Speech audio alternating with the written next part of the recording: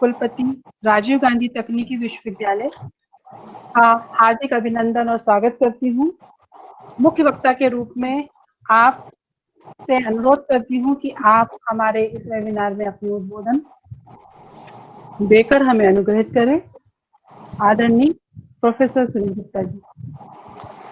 Professor Bhardwaj जी, कुलपति हिंदी अटल बिहारी वाजपेयी हिंदी विश्वविद्यालय, आज के कार्यक्रम की संयोजिका प्रोफेसर भावना जी, विभिन्न क्षेत्रों से पधारे हुए तमाम हमारे विशिष्ट वक्तागण और इस पूरे वेबिनार में जितने भी हमारे पार्टिसिपेंट्स हैं, सबको मेरा सादर नमन। मेरे को जो विषय दिया गया और जिस पर चर्चा को दिया गया, टेक्निकल यूनिवर्सिटी के वाइस चांसलर होने के नाते मैं अपने आप को वैदिक संस्कृत के लिए तो बहुत उपयुक्त नहीं मानता, लेकिन जहां तक आत्मनिर्भर भारत की बात है वो मेरे हृदय के बहुत नजदीक है। और खास तौर से मैं विश्वविद्यालय को एक ऐसी इकाई मानता हूं कि जिस देश में विश्वविद्यालय अगर आत्मनिर्भर नहीं हो तो वो देश आत्मनिर्भर कभी बन ही नहीं सकता। यहां से ये मैं अपनी बात शुरू करना चाहूंगा।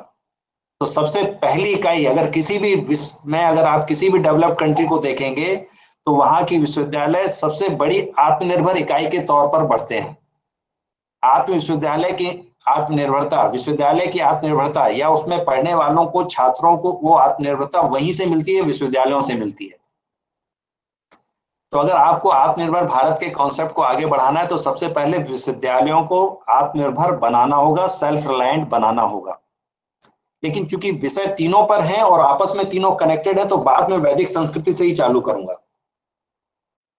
सब कोई जानता है कि वैदिक संस्कृति को एक प्राचीनतम संस्कृति में माना गया है और चूंकि ये श्रुतियों के आधार पर है तो काल गणना पे विभिन्न विद्वान विभिन्न तरह की बातें करेंगे, तो उसमें विवाद में मैं जाना नहीं चाहता कि वैदिक काल कब से लेकर कब तक था।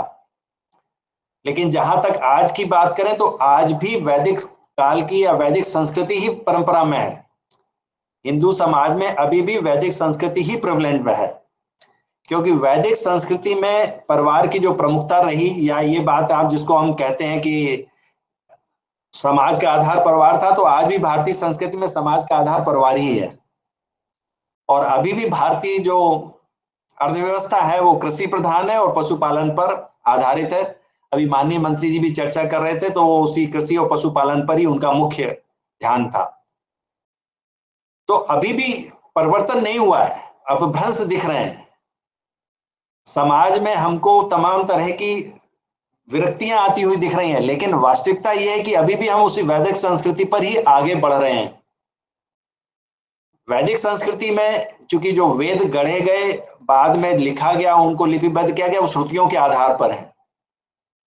लेकिन उसका अगर प्रमुख आधार है तो ज्ञान विज्ञान से परिपूर्ण ही है। सूर्य का उल्लेख आपको मिल जाएगा, शल्य चिकित्सा का उल्लेख मिल जाएगा, जीवन के जितने भी पक्ष हैं उन हर पक्ष को आप वेदों में आपको किसी ना किसी संस्कृत स्वरूप में, किसी संस्कृत सूत्र के तौर पर आप उसको देख सकते हैं, उसका उल्लेख आपको मिल जाता है।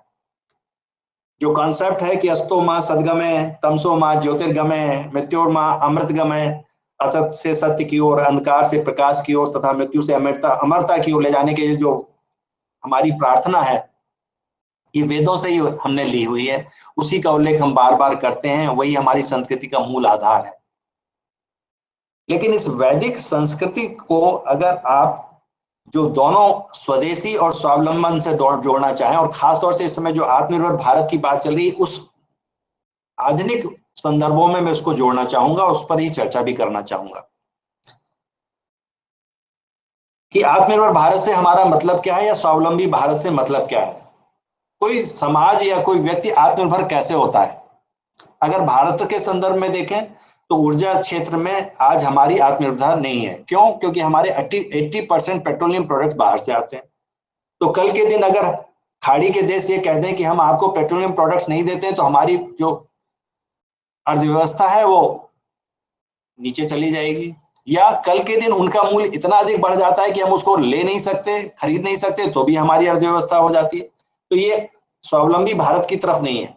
इसका मतलब निश्चित तौर पर है, जब हम आत्मनिर्भर भारत की बात करते हैं तो हमको ऐसे एनर्जी रिसोर्सेज पर काम करना पड़ेगा जो कि हमारी डिपेंडेंस इन पर कम कर सके। इसका मतलब यह है कि solar energy, bio energy, wind energy, ऐसे एनर्जी सोर्सेज के लिए अगर हम आगे बढ़ेंगे तो हम एक आत्मनिर्भर भारत की ओर बढ़ेंगे। दूसरा क्षेत्र क्या है? दूसरा क्षेत्र है हथियारों का। आर्म्स के लिए भी हम बहुत ज्यादा डिपेंडेंट हैं। तो अभी आपने देखा होगा माननीय प्रधानमंत्री ने कॉल लिया है कि हम अब ज्यादातर हथियार स्वयं बनाएंगे, उनको रिस्ट्रिक्टेड लिस्ट में डालेंगे। भले क्वालिटी में थोड़ा बहुत ऊंचा नीचा हो, लेकिन एक बार जब बनने लगेंगे तो उनकी क्वालिटी भी उच्च हो जाएगी। वो हमारी उसको भी बढ़ाएगा, इकोनॉमी को भी बढ़ाएगा। तो ये जो नया कॉन्सेप्ट आया है जिसमें कि उन्होंने 4L की भी बात की, उसका भी उल्लेख मैं करना चाहूंगा। इसमें वो लैंड, लेबर, लिक्विडिटी और लॉस की बात करते हैं आत्मनिर्भर भारत के लिए, और उन पर उनको पुनः देखने की बात करते हैं कि क्या हमारे लैंड रिफॉर्म्स, क्या हमारी जो लेबर लॉज, हमारी जो फाइनेंशियल लिक्विडिटी है और जो लॉज हैं वो हमारे को आत्मनिर्भर बनाते हैं या नहीं बनाते हैं। कई बार हम नियमों से बचकर ही निर्भर या आत्मनिर्भर नहीं बन पाते हैं। जब हम अपने उद्योग जगत की स्वतंत्रता की बात करते हैं तो शायद आप एक बात भूल जाएं, जापान की चर्चा हो रही थी अभी।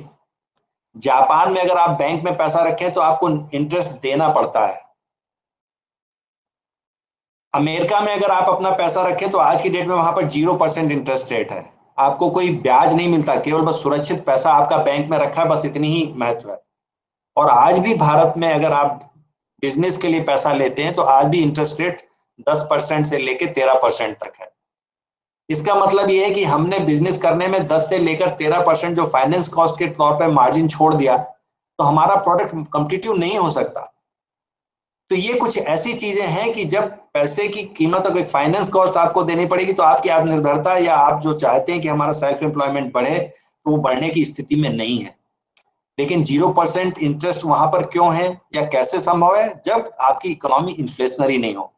ये बातें छोटी बारीक है लेकिन फिर भी हम सबके लिए समझना बहुत जरूरी है। इन्फ्लेशनरी इकोनॉमी में हर वर्ष चीजों की कीमतें बढ़ती हैं, और वो कीमतें क्यों बढ़ती है? डिमांड और सप्लाई के गैप के कारण। डिमांड ज्यादा है, सप्लाई कम है, तो चीजों की कीमतें बढ़ती हैं। तो आत्मनिर्भरता के लिए ये जरूरी है कि वो सारी चीजें जो हमारी दैनिक उपयोग में आती हैं वो पर्याप्त मात्रा में उपलब्ध रहे, जिससे उनकी कीमतें स्थिर रहें, इकोनॉमी नॉन इन्फ्लेशनरी हो, जिससे हम 0% पर ही पैसा आपको दे सकें और आप कॉम्पिटिटिव तौर पर अपनी चीजों को बना सकें और स्वदेशी भावना को बढ़ा सकें। स्वदेशी जो भावना है वो महात्मा गांधी ने अगर जिस स्वदेशी की बात की थी उस स्वदेशी से अब बहुत बात आगे बढ़ चुकी है। वैसे महात्मा गांधी ने भी जब स्वदेशी का कॉन्सेप्ट दिया था तो रोटी, कपड़ा और मकान से आगे की बात भी उन्होंने कही थी। स्वदेशी का जो कॉन्सेप्ट है वो मिट्टी से भी जुड़ा हुआ है, जलवायु से भी जुड़ा हुआ है और सस्टेनेबिलिटी से भी जुड़ा हुआ है। इन चीजों को अगर आप नुकसान पहुंचाते हैं तो वो स्वदेशी की भावना, स्वदेशी मतलब मातृभूमि से प्रेम का कॉन्सेप्ट है। इसमें सबसे महत्वपूर्ण बात समझने की, जब स्वदेशी की बात करते हैं तो उसमें मातृभूमि से जो प्रेम है वो संकल्पना उसमें अंतर्निहित होती है। कई बार हम स्वदेशी को बहुत नैरो स्टेटमेंट के तौर पे ले लेते हैं, मतलब स्वदेशी मतलब विदेशी चीजों का बहिष्कार। स्वदेशी का मतलब विदेशी चीजों से बहिष्कार नहीं होता है। स्वदेशी का मतलब यह होता है कि जो चीजें यहाँ पर उपलब्ध है पहले हमें प्रथमतः उनका ही उपयोग करना है। उनकी अनुपलब्धता पर ही हमें उन चीजों पर जाना है, उन ऑप्शंस पर देखना है जो हमें दूसरे देशों से प्राप्त हो सकती है, वो भी कब? स्वाभिमान के आधार पर। कई बार कई चीजों के लिए हमें अपने स्वाभिमान से समझौता करना पड़ता है, वहां पर वो स्वदेशी की परिकल्पना आ जाती है। जब कोई देश ये कहे कि हम ये चीज आपको इन शर्तों पर देंगे और हम अपने स्वाभिमान को गिरवी पर रखकर उन चीजों को स्वीकार करने लगते हैं, इसका मतलब ये हो गया कि हमारा स्वदेशी प्रेम कम है और हमारी डिपेंडेंस, हमारी जो आत्मनिर्भरता है वो अब नहीं रही। इन चीजों को हमें दूर करना है। हमको हमारा जो स्वदेश प्रेम है वो स्वदेशी परिकल्पना में अंतर्निहित है, इस बात को अपने को समझने की जरूरत है। स्वदेशी का मतलब विदेशी वस्तुओं का बहिष्कार में निहित नहीं है। ये सम्मान की बात है या स्वाभिमान की बात है, जहां पर हम किसी विदेश से या किसी भी देश से जब बातचीत करते हैं या कोई व्यापार करते हैं तो वो व्यापार बराबरी की शर्तों पर होता है। निश्चित तौर पर हर देश की जलवायु अलग होगी, प्रकृति अलग होगी, वहां पे होने वाले उत्पाद अलग होंगे, वो हर देश में हर जगह संभव नहीं है। तो जब बराबरी पर हम व्यापार के लिए जाएंगे तो वो क्या स्वाभिमान की संरक्षा करते हुए व्यापार कर रहे हैं, ये बहुत बड़ा महत्वपूर्ण हो जाता है। ये बातें वैदिक संस्कृति में भी सिखाई गई हैं। जब हम उपनिषद में ये कहते हैं सत्यम व धर्मचर, सत्य बोलो और धर्म का आचरण करो, या हम कहते हैं जब सर्वे भवन्तु सुखिनः, जब इस तरह की परिकल्पना करते हैं तो वैश्विक परिकल्पना अंतर्निहित है। हमारी वैदिक संस्कृति में पूरा विश्व एक है, पूरा विश्व एक प्रकार है, वसुधैव कुटुंबकम की जो परिकल्पना की बात करते हैं, पूरा विश्व एक है, तो फिर देशी और विदेशी की बात तो वैसे ही दूर हो गई, खत्म हो गई। जब पूरा विश्व एक परिवार है तो परिवार में, लेकिन परिवार में भी जब एक सदस्य दूसरे सदस्य से बात करता है तो आत्मसम्मान की संरक्षा करते हुए बात करता है। इस बात को अपने को देखना है। अहिंसा परमो धर्म, चोरी की प्रवृत्ति का त्याग, सत्य तथा अपरिग्रह, ये सब हमारी वैदिक संस्कृति से आए हैं। उसको अभी भी हम परिकल्पित करते हैं, उसको अभी भी हम पालन करते हैं। महात्मा गांधी ने अहिंसा के बल पे देश को अंग्रेजों से छुड़ाया, स्वतंत्रता दिलाई। तो अहिंसा एक ऐसा बड़ा हथियार बना जिसको आज भी हम पूज करते हैं। वो भी वैदिक संस्कृति से आया हुआ। वैदिक संस्कृति में अहिंसो परम धर्म है, अहिंसा परम धर्म है, उसको हमारी वैदिक संस्कृति में कहा गया। ये भी कहा गया वैदिक संस्कृति में कि अगर हमारे मूल्य नहीं है जीवन में तो हमारा जीवन एक पशु के समान है। वैल्यूज अगर नहीं है जीवन में तो आपका जीवन एक पशु का समान है। तो ये भी वैदिक संस्कृति से आ गया है।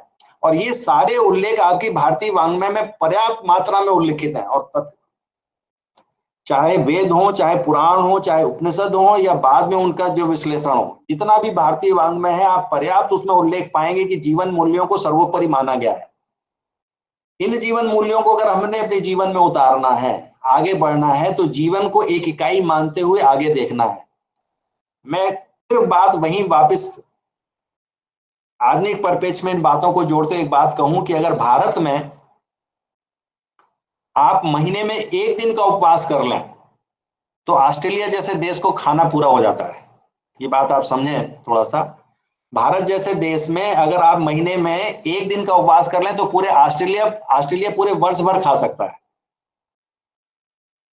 अगर भारत में 21 दिन का लॉकडाउन लग जाए तो पेट्रोलियम पदार्थों की जो विश्व में कीमत है वो नेगेटिव भी हो जाती है। और इसी को अगर मैं और आगे बात बताऊं कि अगर भारतीय एक दिन व्हीकल चलाने छोड़ देते हैं, 21 दिन उन्होंने व्हीकल नहीं चलाए, लॉकडाउन में चलाए, तो दिल्ली की जो आबो हवा है वो इतनी शुद्ध हो गई जो कि बिल्कुल विश्व मानकों पे खरी उतरने लगी। तो आप अपनी ताकत उस तरह से नहीं कि आपके फुटप्रिंट कितने महत्वपूर्ण है जीवन के किसी भी पहलू में। हमारे फुटप्रिंट इतने महत्वपूर्ण है या इतने ताकतवर है कि उसको बस हमको अब समझने का एहसास बढ़ चाहिए कि हमारी जो कलेक्टिव स्ट्रेंथ है वो इतनी अधिक है कि हमारी जो दृढ़ शक्ति है वो पूरे हमारे परिवार में, हमारे समाज में और हमारे देश में और इवन विश्व में, अगर विश्व को हम अगर अपना कुटुंब मानते हैं तो इतना बड़ा चेंज ला सकती है जिसको कि आप सोच भी नहीं सकते। बात को हम पुनः फिर हम वापस लेके जाते हैं कि विश्वविद्यालय को मैंने प्रथम इकाई माना अपनी व्यक्तिगत दृष्टि से कि विश्वविद्यालय की आत्मनिर्भरता देश की आत्मनिर्भरता में एक महत्वपूर्ण इकाई है। अब किसी विश्वविद्यालय को अगर आत्मनिर्भर बनना है तो क्या हो सकता है?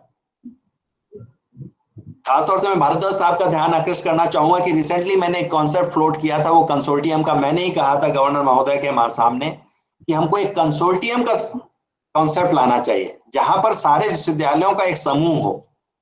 उन विश्वविद्यालयों की समूह की बात मैंने क्यों कही? क्योंकि मैं चाहता था कि हमारे विश्वविद्यालय आत्मनिर्भर बने। अब ये आत्मनिर्भर कैसे बनेंगे? उसमें दो कंपोनेंट होते हैं, एक इंफ्रास्ट्रक्चर होता है, फाइनेंशियल होता है, मैन पावर होता है। हो सकता है किसी विद्यालय पे इंफ्रास्ट्रक्चर ना हो, किसी विश्वविद्यालय पे मैन पावर ना हो, किसी विश्वविद्यालय पे फाइनेंशियल रिसोर्सेज ना हो। लेकिन अगर मैं कलेक्टिवली देखूं, अगर आज सारे 21 विश्वविद्यालयों की बात करूं तो अगर कलेक्टिवली देखूं तो फाइनेंशियल रिसोर्सेज भी हैं, इंफ्रास्ट्रक्चर भी है और मैन पावर भी है। कंसोर्टियम में ये भाव लाने की बात यह है कि अगर राज्य शासन के पास पैसा नहीं है और एक विश्वविद्यालय के पास पैसा है तो वो क्या कंसोर्टियम के माध्यम से एक दूसरे को जीरो ऋण पर दिया जा सकता है, आदान प्रदान किया जा सकता है? क्या प्राध्यापकों का आसानी से आदान प्रदान विश्वविद्यालयों के बीच में हो सकता है? क्या एक ही शहर में जो इंफ्रास्ट्रक्चर है उसको आपस में हम शेयर कर सकते हैं? क्या अगर इस आत्मनिर्भरता की बात और स्वदेशी की बात को अगर हम अपने पर मूर्त नहीं कर सकते या अपने पर अंगीकार नहीं कर सकते तो फिर क्या देश, क्या समाज और क्या भारत, उसकी आत्मनिर्भरता की बात बहुत दूर होती चली जाती है। और इस बात को मैं बार बार इसीलिए उल्लेखित कर रहा हूं कि इसकी चर्चा भी आत्मनिर्भर भारत की भी चर्चा हो रही है और आत्मनिर्भर मध्य प्रदेश की भी हो रही है, स्वदेशी की भी बात हो रही है। लेकिन क्या स्वदेशी को आप किस भाव में लेते हैं ये सबसे महत्वपूर्ण है, क्योंकि स्वदेशी देश प्रेम और देश प्रेम की एक व्यवहारिक अभिव्यक्ति है केवल। इसको अगर आप नैरो सेंस में अगर नरेट करने लगेंगे तो आप, और ये बात लगातार प्रधानमंत्री भी कह रहे हैं कि इसको नैरो सेंस में आप नहीं ले सकते। अगर स्वदेशी को आपने नैरो सेंस में लिया तो आप उन बाउंड्रीज में फंस जाएंगे जहां पर शायद आपका विकास अपने आप रुक जाएगा। यही बात ज्ञान के लिए भी है। वैदिक संस्कृति जो थी और वैदिक संस्कृति में जो ज्ञान था उसकी कंटिन्यूटी मिसिंग है हमारे लिटरेचर में, और उसका कारण सबको सर्वविदित है कि लॉर्ड मैकाले ने जब 1835 में अंग्रेजी में पढ़ाने की बात की तो जो लिटरेचर आया वो इंग्लिश लिटरेचर आया, और इंग्लिश लिटरेचर ने चीजों को वहीं से शुरू किया जहां से उन्होंने देखा। तो चीजों की विज्ञान में जो निरंतरता थी, अगर मैं एक खास एग्जांपल यहाँ पे दूंगा, महर्षि कर्णाद का अपने यहाँ जिक्र आता है जिन्होंने सबसे पहले ये बात कही कि अगर मैटर को हम छोटे छोटे छोटे छोटे टुकड़ों में करते जाएंगे तो एक स्थिति ऐसी आ जाएगी मैटर की कि वो उसके फिजिकल और केमिकल गुण बदल जाएंगे। ये महर्षि कर्णाद ने बता दिया, एक एटॉमिक मॉडल दे दिया। उस एटॉमिक मॉडल के बाद डाल्टन्स का भी मॉडल आया, नील बोर्स का मॉडल भी आया, और अभी जो रिसेंट हाइजेनबर्ग का भी मॉडल आया, और फिर अभी गॉड पार्टिकल की बात हुई। तो जिस समय जो बात सच लगी वो अब लोगों ने कहा, लेकिन ये भी शाश्वत सत्य नहीं है।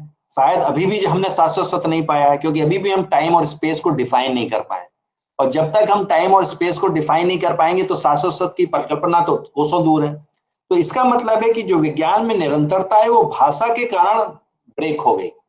हमारे यहाँ श्रुति की परंपरा थी, लिखित नहीं था, तो बीच में इंग्लिश आ गई, अंग्रेजी आ गई, अंग्रेजी का लिटरेचर हावी होने लगा, अंग्रेजी लेखकों ने उसको निरंतरता को मेंटेन नहीं करा। इसके कारण कुछ ऐसा लगता है कि हमने शायद कुछ किया नहीं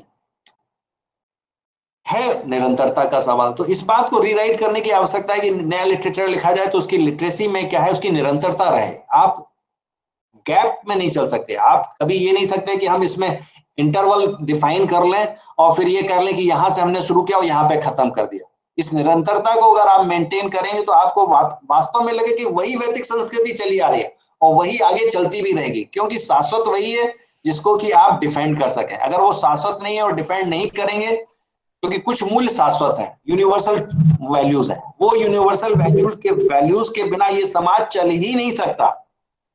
अगर वो यूनिवर्सल वैल्यूज आपके जीवन से खत्म हो जाएंगी तो यह विश्व रहेगा ही नहीं। ये बात हमको और आपको अच्छे से समझ में आनी चाहिए, और इस बात को अगर हम समझते हैं तो वैदिक संस्कृति में जो मूल्यों का वर्णन है वो यूनिवर्सल वैल्यूज पर आधारित है। वो यूनिवर्सल वैल्यूज है, यूनिवर्सली ट्रुथ भी है, वो शाश्वत सत्य है।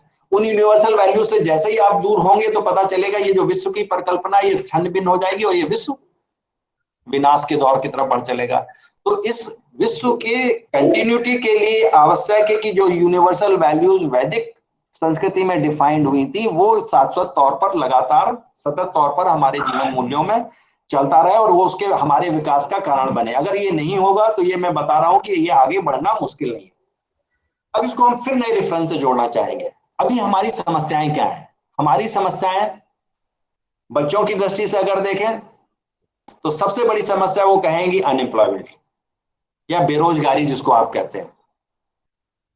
किसी भी नौजवान से आप बात कहेंगे वो कहेंगे कि मेरी क्षमता मेरी शिक्षा के आधार पर ना तो मुझे रोजगार भारत में मिल रहा है ना उस तरह का कंपनसेशन मिल रहा है। अब इसके लिए जिम्मेदार कौन है? ये बात भी बड़ा एक प्रश्न चिन्ह लग जाता है। इसके लिए जिम्मेदार कौन है? इसके लिए कोई जिम्मेदार नहीं है, इसके लिए जिम्मेदार हम स्वयं होते हैं।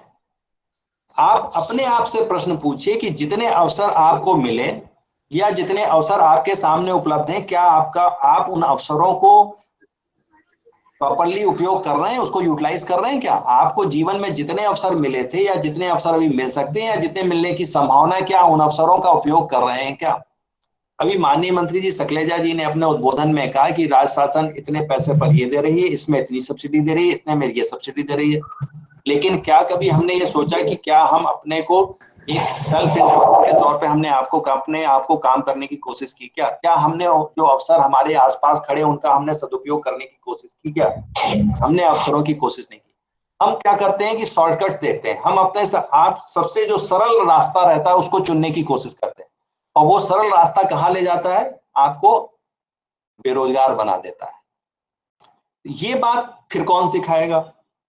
फिर वही मैं कहूँ स्वावलंबी भारत की बात, ये कॉन्सेप्ट कौन देगा कि आपको शॉर्टकट नहीं चुनना है, चुनौतियों को स्वीकार करना है, चुनौतियों को मानना है और चुनौतियों को अवसर के तौर पर लेना है। Challenges are opportunities. उनको ये बात कौन समझाएगा? ये बात फिर विश्वविद्यालय पर अटक जाती है, क्योंकि जब आप एम्प्लॉयबल होने की उम्र में होते हो तो वो 18 से 23 साल में आप कहाँ रहते हो? आप विश्वविद्यालयों में पढ़ते हो। आपकी सबसे ज्यादा जो एज जहां पर आपको कुछ करने की ललक पैदा होती है वो कब होती है? वो 18 से 23 साल के बीच में होती है, और तब आप अपने विश्वविद्यालय में होते हो। और अगर विश्वविद्यालयों में वो इकोसिस्टम हम नहीं दे सकते, अगर अपने विश्वविद्यालयों को हम एक आत्मनिर्भर यूनिट के तौर पर प्रस्तुत नहीं कर सकते समाज में, तो आप वहां से निकलने वाले विद्यार्थियों को ये मान ही नहीं सकते, मेरा व्यक्तिगत मत है, कि वो स्वावलंबी बन के निकलेंगे। क्योंकि जब उन्होंने लाइफ में खुद देखा कि हमारी इतनी ज्यादा डिपेंडेंसी है, तो वो खुद स्वावलंबी कैसे होंगे? तो आपको एक ऐसा इकोसिस्टम डेवलप करना है यूनिवर्सिटी सिस्टम में, जो एक आत्मनिर्भर भारत बनने के प्रति वो सारे गुण उनमें लाए। और वो गुण कौन लाएगा? वो हमारे टीचर्स ही लाएंगे, वो इकोसिस्टम ही ला सकता है। इसका मतलब एक बहुत ही आमूल, अभी चूंकि नई एजुकेशन पॉलिसी आई है, उसमें तमाम बातें हुई हैं, उसी संदर्भों को मैं पुनः इनसे जोड़ता हूं। अब जब नई एजुकेशन पॉलिसी में हम ये बात कर रहे हैं कि मल्टी एंट्री और मल्टी एग्जिट पॉइंट होगा, क्लास 9 से ये बात करते हैं कि अभी जो हम जो डिवीजन करते हैं, ये कॉमर्स स्टूडेंट होगा, ये आर्ट्स स्टूडेंट होगा, ये मैथ्स स्टूडेंट होगा, और कई बार हीन भावना भी बच्चों में आ जाती है कि मेरे को मैथ्स में इसलिए नहीं मिलेगा क्योंकि मेरे मार्क्स कम है। वहीं से एक कंपटीशन अलग टाइप का चालू हो जाता है। और जब ये अपॉर्चुनिटी हम दे रहे हैं कि मैथ के साथ हिंदी पढ़ी जा सकती है, और हिंदी के साथ बायोलॉजी पढ़ी जा सकती है, बायोलॉजी के साथ इकोनॉमिक्स पढ़ी जा सकती है, म्यूजिक के साथ इंजीनियरिंग पढ़ी जा सकती है, तभी तो वो समावेशी शिक्षा होगी। क्योंकि हर एक व्यक्ति के जीवन में मल्टी डायमेंशन होते हैं, और उसमें कुछ आर्ट होती है, कुछ साइंस होती है, कुछ इंजीनियरिंग होती है, कुछ भाषा होती है। और ये मैं बिल्कुल कह रहा हूँ यूनिवर्सल ट्रूथ है, हर पर्सनालिटी के मल्टी डायमेंशन होते हैं, और हर एक को कुछ डोज चाहिए। जब एक इंजीनियरिंग का स्टूडेंट है, वो भी क्लास में गिटार बजाता है, गाने गाता है, और हिंदी पढ़ने वाला भी कभी कुछ घर में इंजीनियरिंग करने की कोशिश करता है। तो शिक्षा व्यवस्था एक ऐसी होना चाहिए कि जो डायमेंशन आपकी लाइफ में ज्यादा हावी हो, जो आपको ज्यादा प्रेरित करता हो, वो शिक्षा जब चाहे तब वो उपलब्ध हो। मतलब इतनी फ्लेक्सिबिलिटी यूनिवर्सिटी एजुकेशन सिस्टम में होना चाहिए कि अगर मैं हिंदी में बीए कर रहा हूं और सेकेंड ईयर में मुझे लगता है कि नहीं, मेरे को तो फिजिक्स पढ़नी थी, तो that kind of flexibility should be there, entry के लिए भी और एग्जिट के लिए भी। जब तक हम इस पर काम नहीं करेंगे, तब तक ये कभी भी मैं ये नहीं कह सकता कि एजुकेशन पॉलिसी परफेक्ट है, क्योंकि एजुकेशन अधिकार है, और एजुकेशन अधिकार मेरी अपनी क्षमताओं के अनुरूप और अनुकूल होना चाहिए, एडमिशन लेने के लिए भी और बाहर निकलने के लिए।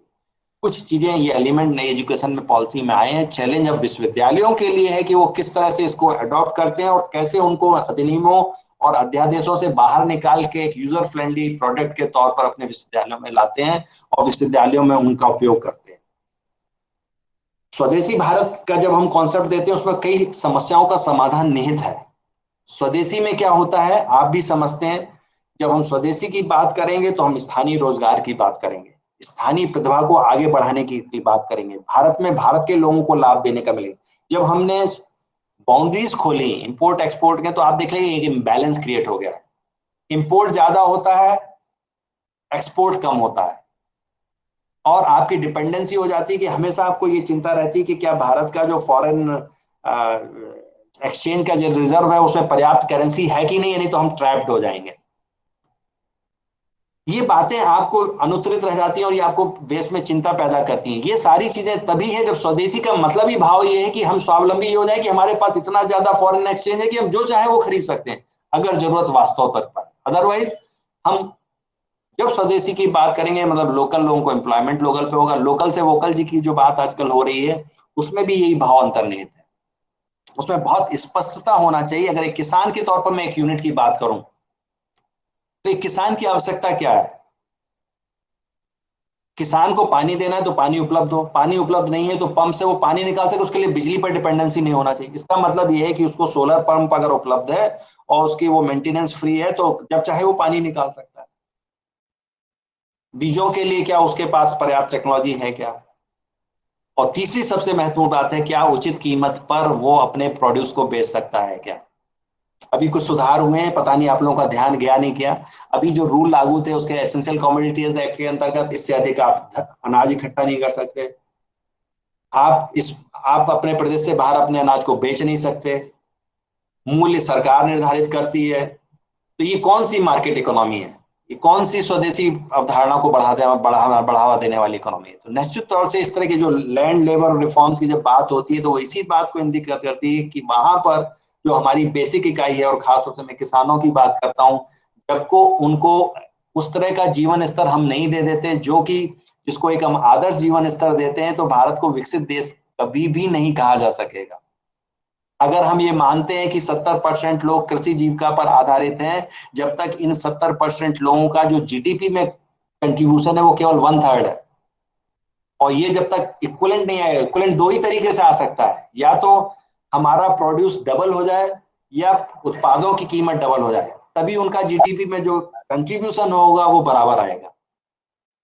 या तो उत्पादों की कीमत डबल हो जाए या प्रोड्यूस की कीमत डबल हो जाए, तभी इनका इक्विवेलेंस होगी जीडीपी में, और तभी ये भारत एक विकसित देश की राह पर आगे बढ़ेगा। तो पुनः वही स्वदेशी की अवधारणा पे मैं बात करूंगा कि उन स्वदेशी माध्यमों को, क्योंकि कई बार जो टेक्नोलॉजी है उसको अप्रोप्रिएट टेक्नोलॉजी की बात करते हैं, आप विदेश से कोई भी टेक्नोलॉजी मंगा सकते हैं, लेकिन वो वहां के संसाधनों के, वहां की जलवायु के, वहां के लोगों के रोके पर, जब कोई बहुत मैकेनाइज बात करता है तो वो क्या है कि वहां पर चूंकि मैन पावर कम है, तो वो ऐसी टेक्नोलॉजी का उपयोग करते हैं जहां मैन पावर की आवश्यकता नहीं हो। अब हमारे पास जब ऑलरेडी मैन पावर है तो हमको ऐसी टेक्नोलॉजी का उपयोग करना चाहिए लो कॉस्ट हो, जिसमें लो एनर्जी इंटेंसिव हो। जब low cost low energy intensive होगी तो वो हमारे लिए अप्रोप्रिएट हो जाएगी। लेकिन हम क्या करते हैं, कई बार टेक्नोलॉजी है, आदमी आके बताएगा ये देखिए सर 100 आदमियों का काम कर सकती है, भले इसमें एनर्जी इतनी लगती है, कॉस्ट इतनी है, और डिपेंडेंसी भी हमारे ऊपर है मेंटेनेंस के लिए, लेकिन हम अट्रैक्ट क्यों हो जाते हैं? क्योंकि हमको पता लगता है कि भाई ये 100 लोगों का काम 5 घंटे में करेगी, भले उसमें डीजल और पेट्रोल इतना लगेगा, बिजली इतनी लगेगी, टेक्नीशियन बाहर से आएगा, मशीन खराब हो जाएगी तो बाहर से टेक्नीशियन की जरूरत पड़ेगी, नहीं, वो एप्रोप्रिएट टेक्नोलॉजी हमारे लिए नहीं। इन बातों को समझने की बहुत जरूरत है। अगर भारत को आत्मनिर्भर होना है, स्वावलंबन की भावना को जगाना है, विकास को सुनियोजित तरीके से करना है, तो हर एक हाथ को काम देना पड़ेगा, हर खेत को पानी देना पड़ेगा, कृषि उत्पादों को अंतरराष्ट्रीय बाजार दिलाना पड़ेगा, वाटर मैनेजमेंट पर काम करना पड़ेगा, वन जल मत्स्य पालन में ग्राम समाज का निर्णायक भूमिका को सुनिश्चित करना पड़ेगा, जन चेतना को विकास करना पड़ेगा, और ऊर्जा और न्यूनतम बुनियादी सुविधाओं के मामले में भारत को आत्मनिर्भर होना होगा। अगर ये नहीं होगा तो हम स्वावलंबी भारत बनाने में लगभग लगभग असंभव है। बाहर की दुनिया क्या करेगी? वो हमारा आत्मविश्वास हमेशा तोड़ने की कोशिश करेगी, ये बात आप समझ के रखिए। दुनिया ऐसे ही चलती है, दूसरे को डाउन करने के लिए लोग हमेशा आपको क्रिटिसाइज करेंगे, हमेशा लोग ये कहेंगे कि आपकी वैदिक संस्कृति हमारी समझ के बाहर है, आपकी सभ्यता हमारी समझ के बाहर है, आपका स्वदेशीपन हमारी समझ के बाहर है, आपका आत्मनिर्भर भारत का स्लोगन हमारी समझ से बाहर है। ये किस लिए? क्योंकि वो अगर आपका आत्मविश्वास नहीं तोड़ेंगे तो जो दुनिया भारत का सबसे बड़ा मार्केट है, उस मार्केट में को अगर हम उस विश्वास को, अगर भारत में ये विश्वास पैदा हो गया कि हम आत्मनिर्भर हो सकते हैं, तो दुनिया के वो देश जो कि केवल और केवल एक्सपोर्ट पर डिपेंडेंट है, उनका क्या होगा? उनका जो विकास हम देख रहे हैं वो किसकी कीमत पर है? वो हमारी कीमत पर है। आज हम उनसे हथियार खरीद रहे हैं, पैसा उनके यहाँ जा रहा है। आज हम उनसे पेट्रोल डीजल खरीद रहे हैं, पैसा अरब देशों में जा रहा है। हम उनसे और चीजें मंगा रहे हैं, मशीनरी मंगा रहे हैं, कंप्यूटर से मंगा रहे हैं, पैसा उनके यहाँ जा रहा है। अगर वो टेक्नोलॉजी उपयोग कर रहे हैं जो बाहर से आ रही है, तो पैसा किसका जा रहा है? हमारा पैसा उनके पास जा रहा है। वो विकसित हो रहे हैं और हम अपने नौजवानों को रोजगार देने के लिए तरस रहे हैं। ये स्वदेशी की भावना, ये स्वावलंबन की बात, इस डिफरेंस को जितनी माइन्यूटली और जितनी जल्दी हम और आप समझ लेंगे, उतनी तेजी से हम भारत को स्वावलंबी आत्मनिर्भर बनाने की तरफ आगे बढ़ सकते हैं। और पुणे में फिर वापस आऊंगा उसी बात पर जो मैं बार बार रिपीट कर रहा हूं, इसमें विश्वविद्यालय की भूमिका सबसे अहम, सबसे प्रभावी और सबसे लॉन्ग स्टैंडिंग है, लॉन्ग लास्टिंग है। इस बात को जब तक हम राजनीतिक तौर पर, प्रशासनिक तौर पर नहीं समझा पाएंगे लोगों को, हम कितनी भी प्लान बना लेंगे, कितनी भी स्कीम बना लेंगे, कितनी भी योजनाएं बना लेंगे, 70 साल हो जाए स्वतंत्रता के, 75 साल हो जाए, 80 साल हो जाए, 85 साल हो जाए, 100 साल हो जाए, स्थिति नहीं बदलेगी। स्थिति तभी बदलेगी जब हमारे विश्वविद्यालय इतने आत्मनिर्भर होंगे कि समाज को जो दिशा चाहिए, जो दशा चाहिए, जो प्रेरणा चाहिए, जो कैटलिस्ट का काम चाहिए, जिस तरह के रिसोर्सेज चाहिए, वो केवल और केवल उसी एज में दिए जा सकते हैं जो कि 18 से 23 साल में है।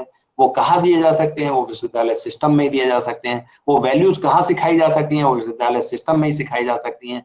और उसके लिए तैयार किसको होना पड़ेगा? उसके लिए तैयार हमको और आपको ही होना पड़ेगा। अगर हम और आप अपनी जिम्मेदारी से भागेंगे, कोई अन्य व्यक्ति हमारी और आपकी हेल्प करने नहीं आने वाला है। यहाँ पर ये भी मैं बात महत्वपूर्ण कर दूं आपको। अगर आप ये सोचें कि being in university system someone else is going to come you to help you out, और आपकी सहायता कहीं बाहर से होने वाली है, तो ये कहीं से बाहर नहीं होने वाली है। Self help is the best help. वही मैं कहूँगी, स्वावलंबी होना ही सबसे महत्वपूर्ण है, आत्मनिर्भर होना ही सबसे महत्वपूर्ण है। और उसके लिए सबसे आवश्यक ये है कि हमें अपनी ताकत को पहचानना है और उस ताकत को आगे बढ़ाते हुए उस वैदिक संस्कृति, उस स्वदेशी और उस स्वावलंबी भारत की सही डेफिनेशंस को समझना पड़ेगा। मौका देने के लिए सर आप सबको बहुत बहुत धन्यवाद। बहुत बहुत धन्यवाद सर। आपका उद्बोधन बहुत ही ज्ञानवर्धक और उत्तम रहा, इसके लिए आपका बहुत बहुत आभार। नहीं, ये भावना जी, मैं धन्यवाद तो मैं आपको दूंगा, आपने मौका दिया। वास्तविकता ये है कि ये जो समय बहुत टफ था, एक स्वावलंबी भारत और एक आत्मनिर्भर भारत के लिए लोगों को थोड़ा सा नींद भी दूर भगानी पड़ती है। ये समय क्या है, मैं देख रहा हूँ बहुत लोग थके हुए से दिख रहे हैं, बहुत से हमारे जो श्रोतागण हैं, और सुबह से बहुत मुझे नहीं पता कितने लेक्चर इस समय हो चुके हैं। तो इस समय इन चीजों को उस स्पिरिट में लेना जिस स्पिरिट में मैंने कहा, जी सर, थोड़ा सा मुश्किल जाता है। और मैं व्यक्तिगत तौर से जानता हूं कि ये चीजें बहुत आसानी से गले से नहीं उतरती हैं, और उनको गले से उतारना बहुत इतने छोटे समय में बहुत आसान भी नहीं होता है। इसके लिए आपको एक प्रेरणा के तौर पर सामने आना पड़ता है और एक बहुत मेहनत करने की आवश्यकता होती है। जब आप एक आदर्श पुरुष के तौर पे अपने आप को प्रतिष्ठित करते हैं और तब आपका लोग फॉलोइंग करते हैं और आप अपने देश के लिए आगे कुछ कर पाते हैं, तो वो अवसर आप लोगों ने दिया, उसके लिए मैं आप सबको बहुत बहुत धन्यवाद देता हूँ। जी सर, बहुत बहुत धन्यवाद। कार्यक्रम को आगे बढ़ाते हुए इस कार्यक्रम की अध्यक्षता कर रहे हैं हमारे कुलपति महोदय प्रोफेसर रामदेव भारद्वाज जी को मैं आमंत्रित करती हूँ कि वे अपने अध्यक्षीय भाषण में 2 शब्द कहें। आदरणीय। हाँ ठीक है भावना जी। जी सर। आवाज आ रही है? जी सर, आ रही है। आदरणीय अपने गुप्ता जी, कुलपति RGPV, अभी हमारे बीच में माननीय मंत्री जी रहे, उन्होंने जो अपने विचार दिए, और गुप्ता जी ने विशेष तौर पर एक नई दृष्टि हम लोगों को दी है, नई तरीके से सोचने का तरीका उन्होंने बताया है। मैटर इस बात का नहीं है, मैं तो ये नहीं रखता कि व्हाट टू थिंक, मैटर ये रखता है हाउ टू थिंक। हम आत्मनिर्भर बने ये अच्छी बात है, लेकिन हम आत्मनिर्भर कैसे बने ये उससे भी ज्यादा महत्वपूर्ण बात है। तो कैसे बने और किस किस माध्यमों से हम बन सकते हैं, और एक स्वावलंबी समाज के और राष्ट्र के निर्माण में विद्यालयों की और महाविद्यालयों की और विश्वविद्यालयों की समग्र रूप से जो भूमिका होनी चाहिए, और उसमें विश्वविद्यालयों की भूमिका की जब हम बात करते हैं तो विश्वविद्यालयों में पढ़ाने वाले प्राध्यापकों की भूमिका आ जाती है। अभाव और अधोसंरचनाओं की कमी तो सभी के पास है, इसमें दो मत नहीं है। अभावों में जो ऊपर उठता है वही सूरवीर कहलाता है। हम यदि कमी को रोते रहेंगे और रोज एक कमी निकाल करके उसमें लिखते रहेंगे कि आपको ये नहीं है, हमारे यहाँ ये नहीं है, हमारे यहाँ ये नहीं है, हम कैसे आगे बढ़ें, क्या करें, कोई साथ नहीं देता, तो निश्चित तौर पर नहीं बढ़ पाएंगे। व्यापक परिदृश्य में गुप्ता जी ने इस बात को रखा है। निश्चित तौर पर हमें अल्टरनेट सोर्स ऑफ एनर्जी के लिए सोचना पड़ेगा, और alternate source of confidence building के लिए भी सोचना पड़ेगा। आज हमारा विश्वास, हमारा मनोबल जिस धरातल पर नीचे गिरता चला जा रहा है वो हम कभी कल्पना नहीं कर सकते। हमारा स्वयं का चरित्र और हमारा स्वयं का सोच और हमारे स्वयं के जो मानदंड हैं वो इतने पतले हो गए हैं कि बहुत मुश्किल है उनके सहारे आगे बढ़ना। हम परपोषी हो गए हैं, दूसरों पर निर्भर रहना हम जानते हैं, और कुछ न कर पाने के लिए दूसरों की कमियां निकालना हम बहुत अच्छी तरह जानते हैं। और ये बड़ा अच्छे तरीके से प्रचलित है, लेकिन यह राजनीति में और अन्य प्रक्रियाओं में तो ठीक है, लेकिन अध्ययन, अध्यापन और गुणवत्ता की दृष्टि से यह ठीक नहीं है। इसलिए मेरा यह आशय है कहने का कि हम आत्मनिर्भर तभी बनेंगे जब हम अपने आत्मा की आवाज को सुनेंगे, और आत्मा की आवाज कभी किसी को गलत नहीं देखती। यह हम हैं, हम अपने स्वार्थों के कारण किसी में गलती ढूंढते हैं, ना हम व्यक्ति में गलती ढूंढते हैं। हमारी वैदिक परंपरा में ना हम किसी समाज को गलत ठहराते हैं, ना हम किसी राष्ट्र को गलत ठहराते हैं। आप अपनी उन्नति करते चले जाइए, सारी इर्द गिर्द की जो गंदगियां हैं वो इधर उधर भटकती चली जाएंगे और आप आगे बढ़ जाएंगे। यही संकल्प संभवतः गुप्ता जी का और आदरणीय मंत्री जी का रहा होगा, जिसने आज हमको प्रेरित किया है। निसंदेह काफी समय हो चुका है, और गुप्ता जी तो अभी एक बैठक भी पीएस के साथ में थी, उसको पूरा करके वापस आए हैं। मैं उनका हृदय से आभार व्यक्त करता हूँ। और माननीय मंत्री जी भी स्वयं बंगले पर नहीं थे, किसी तीसरे स्थान पर थे जहाँ कनेक्टिविटी नहीं थी, उसके बावजूद भी उन्होंने इस आयोजन में आकर के सफलता हम लोगों को दिलाई है। इसके लिए, अपनी धर्म यात्रा के लिए और रामधन के लिए, मॉरिशस से जो पधारे थे, और मैं अवस्थी जी के लिए, स्मिता जी के लिए, और जिनके सहयोग से हम ये कार्यक्रम कर रहे हैं, ये सब बधाई के पात्र हैं। आपको अनेक अनेक शुभकामनाएं, और यहाँ कार्यक्रम में उपस्थित होने के लिए आपको धन्यवाद। नमस्कार सर। सर नमस्कार। बहुत बहुत धन्यवाद सर। अब मैं आभार व्यक्त करती हूँ, सिर्फ क्योंकि समय ज्यादा हो चुका है, सिर्फ 2 लाइन कहकर मैं सभी का आभार व्यक्त करती हूँ। कथन वचन से प्रीति कर, जो मुखरित हो संत, धन्य सभासद हो गए, धन हो गया मंच। मैं आप सभी का इस मंच पे जितने भी महानुभाव यहाँ इस सभा में उपस्थित हुए हैं, वो उनका मैं आभार व्यक्त करती हूँ, बहुत बहुत धन्यवाद ज्ञापित करती हूँ, जिन्होंने अपने बहुमूल्य समय देकर इतना अच्छा व्याख्यान हमारे सामने प्रस्तुत किया, जो कि बहुत ही ज्ञानवर्धक और मार्गदर्शक रहा। इस वेबिनार में जितने भी प्रतिभागीगण जुड़े हैं देश विदेश से, उन सभी का भी मैं आभार व्यक्त करती हूँ। स्पेशल रूप से अवस्थी जी का, पुष्पिता अवस्थी मैडम का भी, जो कि हिंदी यूनिवर्सल फाउंडेशन नीदरलैंड के संयुक्त तत्वाधान में हम इस आयोजन को कर रहे हैं। सभी का बहुत बहुत धन्यवाद, आभार।